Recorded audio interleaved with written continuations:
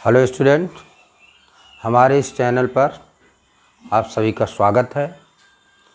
आज हम इस वीडियो में लेकर आए हैं क्लास 11th एनसीईआरटी बुक से मैथमेटिक्स में चैप्टर नंबर 2 त्रिकोणमिति फलन। त्रिकोणमिति फलन के बारे में आप कक्षा 10 में भी पढ़ चुके हैं और जो मैं पढ़ाने चल रहा हूँ ये भी आप कक्षा 10 में पढ़े होंगे, लेकिन थोड़ा सा बेस आपको हम इस 11th में भी बता दे रहे हैं। देखिए, पहला पॉइंट आता है त्रिकोणमिति फलन में कोण की माप। कोण की माप जो है हम कैसे करते हैं, तो देखिए कोण की माप हम 3 विधियों में करते हैं।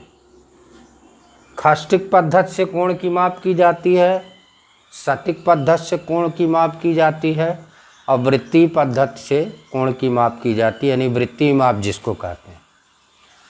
तो आइए सबसे पहले हम देखते हैं खाष्टिक पद्धति में कोण की माप कैसे होती है। तो देखिए, अगर हम एक क्षैतिज रेखा ले लें और एक ऊर्ध्वाधर रेखा ले लें, तो क्षैतिज रेखा AB है और ऊर्ध्वाधर रेखा ये CD है। इन दोनों रेखाओं के इस भाग को AB और CD रेखा के इस भाग को हम 90 बराबर भागों में बांटते हैं। इस भाग को हम 90 बराबर भागों में बांटते हैं। इसी को हम एक समकोण कहते हैं, एक समकोण कहते हैं। और एक समकोण बराबर होता है 90 अंश। तो इस दोनों ऊर्ध्वाधर रेखा के बीच के भाग को हम 90 बराबर भागों में बांटते हैं, जिसको हम एक समकोण कहते हैं। और ये एक समकोण बराबर होता है 90 अंश। और फिर इसका प्रत्येक भाग, इसके प्रत्येक भाग को, इसका प्रत्येक भाग कितना 90 बराबर भागों में बांटा गया। एक भाग इसका क्या हुआ, एक अंश का हुआ। एक भाग कितना हुआ, एक अंश का हुआ। और जब इस एक अंश के भाग को हम 60 बराबर भागों में बांट देते हैं, तो उसका एक भाग, अगर इसी भाग को हम 60 भागों में, ये 90 भागों में बांटा गया और इसके प्रत्येक भाग को, मान लीजिए इसका एक भाग ये है, इसको 60 भागों में बांटा गया, 60 भागों में बांट दिया गया। तो चूंकि इसका एक भाग क्या है, पूरा भाग कितना है, एक अंश का है, तो इसको 60 बराबर भागों में बांट दिया गया। तो एक अंश बराबर हो गया 60 मिनट, यानी इसका प्रत्येक भाग 1 मिनट कहलाएगा। इसका प्रत्येक भाग क्या होगा, 1 मिनट कहलाएगा। इसका प्रत्येक भाग 1 मिनट होगा।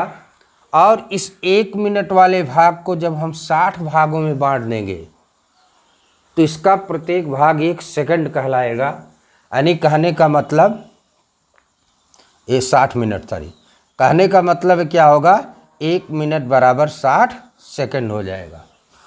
तो इस तरह से हम खाष्टिक पद्धति में कोण की माप हम करते हैं। अब आप आइए सतिक पद्धति में। सतिक पद्धति में कोणों की माप क्या होगी।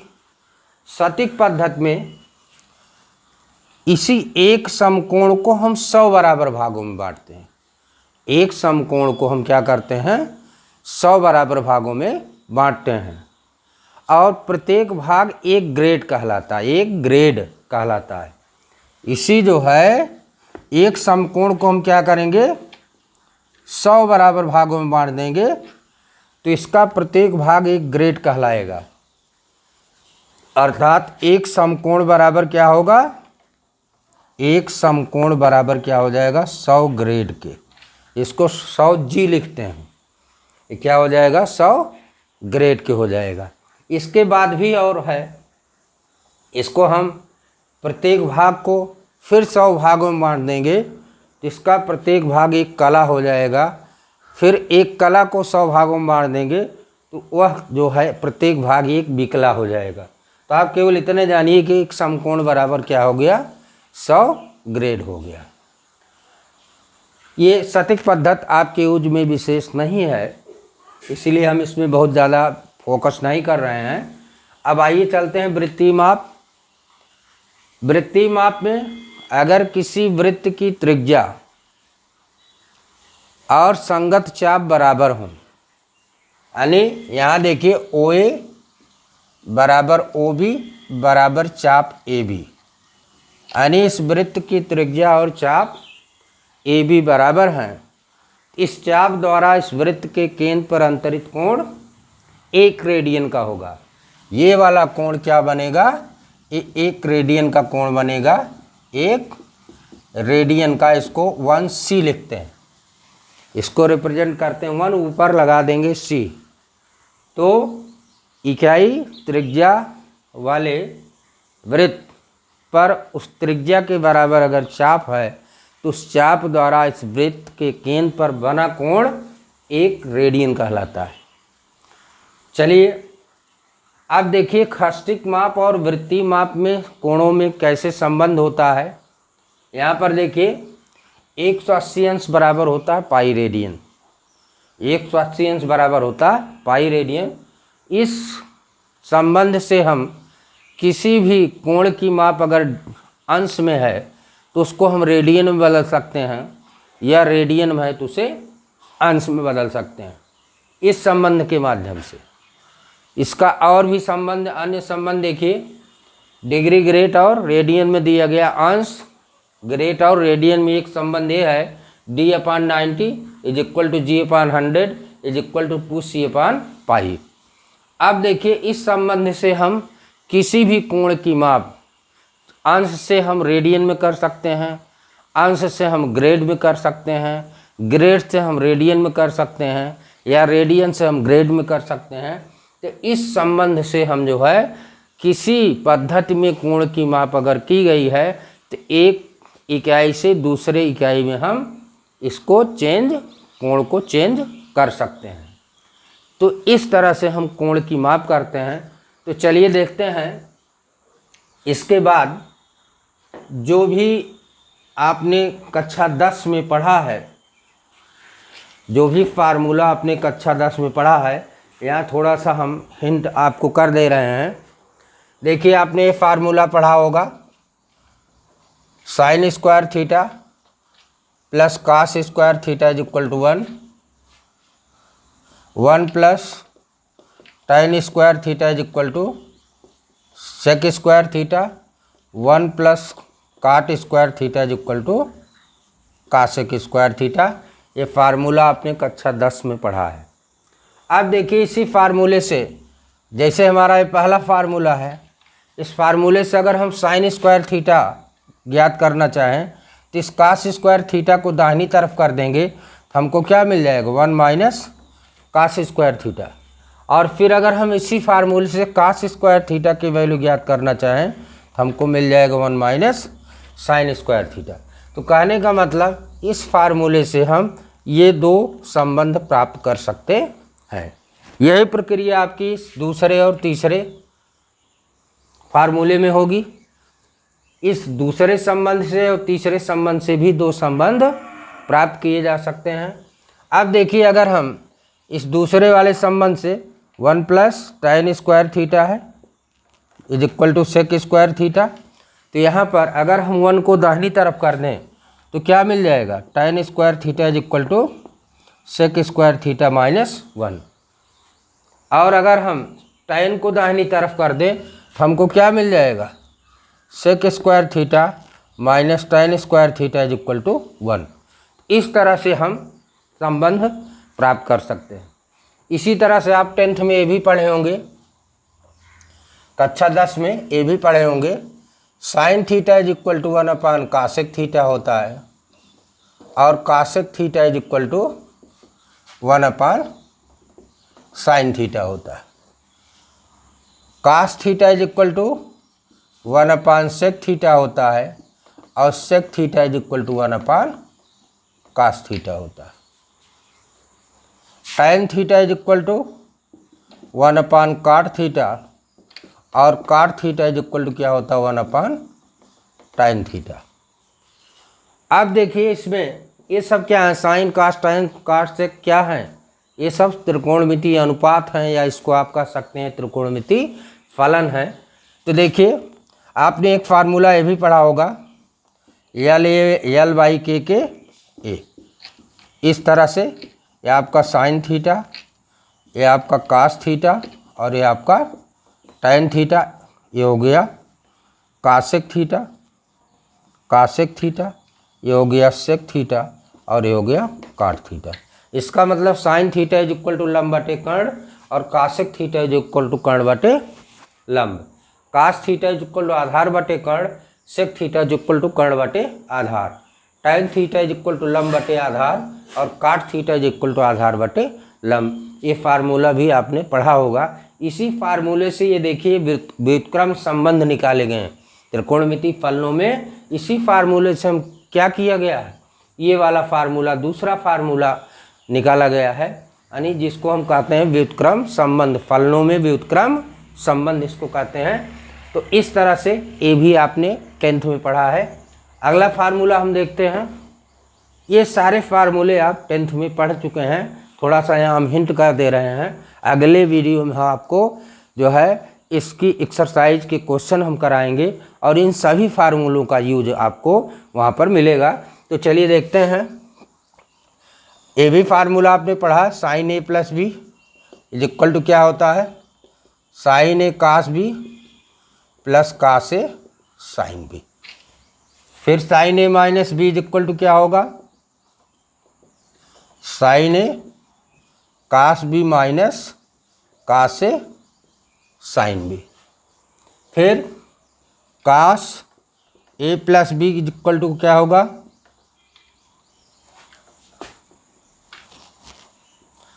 Sign A sine B minus cos A cos B.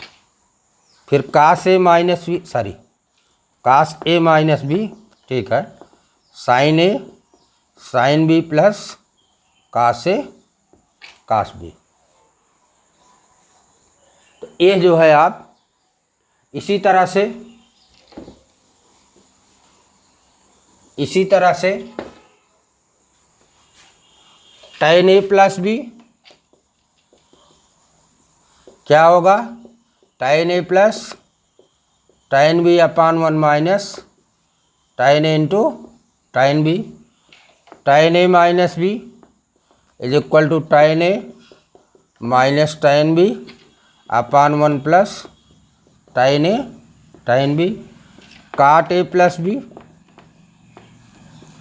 Cot A into cot B plus 1 upon minus 1 upon cot A plus cot B.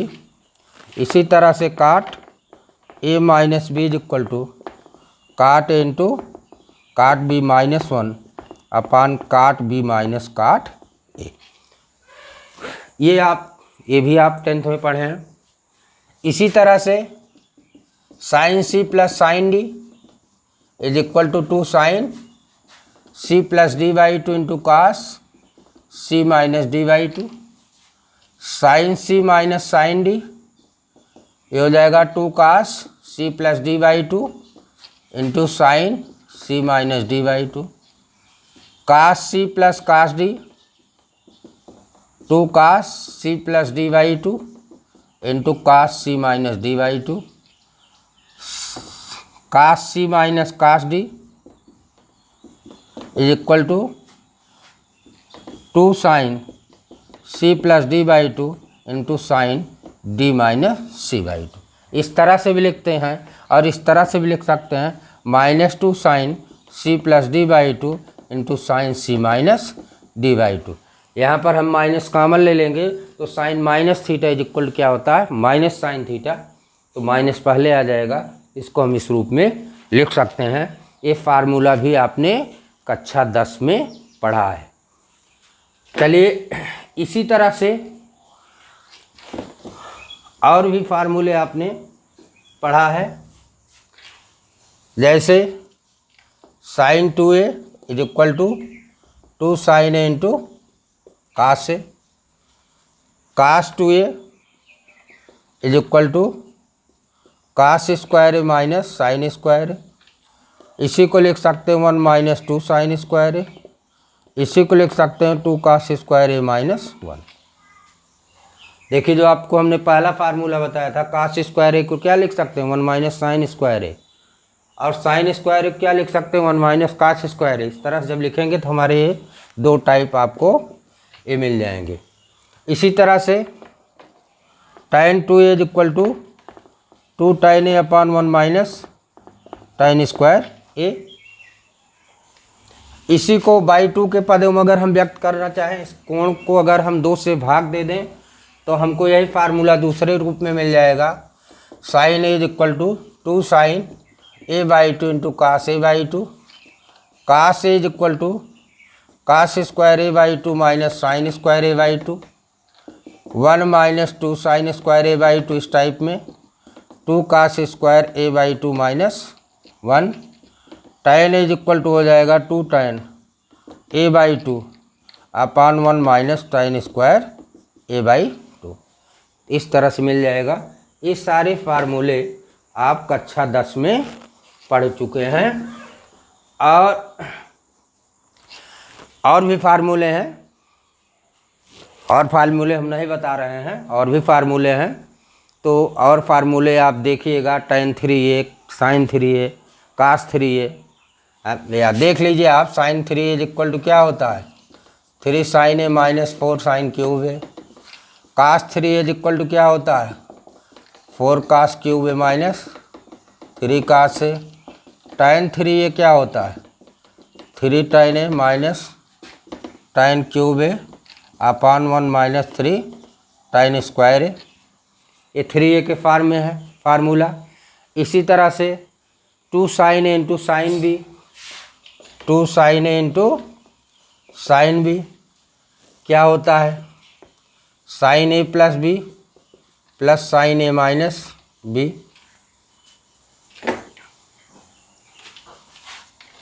Sorry 2 sin a cos b, ये होता है 2 sine A plus B plus sine A minus B, 2 cos a sine B होता है sine A plus B minus sine A minus B, 2 cos a cos b, ये होता है cos a plus B plus cos a minus B, 2 sin a sine B, ये होता है cos a minus B minus cos a plus B. इस तरह से formula आपने कक्षा 10 में पढ़ा है। तो कुल मिलाकर के इसी फार्मूले को, ये फार्मूला आप ध्यान से याद कर डालिए। बिना इन फार्मूलों के आप त्रिकोणमिति फलनों के क्वेश्चन नहीं सॉल्व कर पाएंगे। तो आप इन सभी फार्मूलों को आपको विधिवत याद करना है, और याद करके फिर अगले वीडियो में हम आपको इस जो है चैप्टर की एक्सरसाइज हम कराएंगे, एक्सरसाइज के क्वेश्चन कराएंगे जिनमें इन सभी फार्मूलों का यूज है। तो अगले वीडियो में फिर आपसे मुलाकात होगी। धन्यवाद।